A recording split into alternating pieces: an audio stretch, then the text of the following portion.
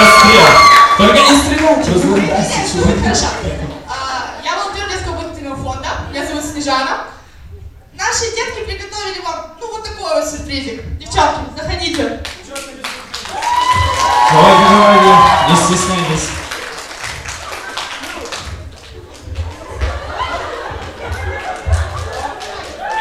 Это вам, с приездом в Одессу. А я без шарика остался. Я хочу шарик.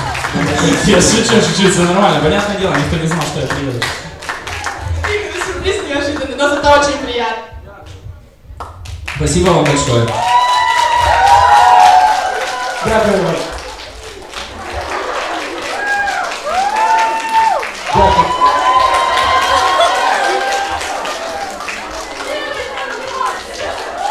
Минутка нежности.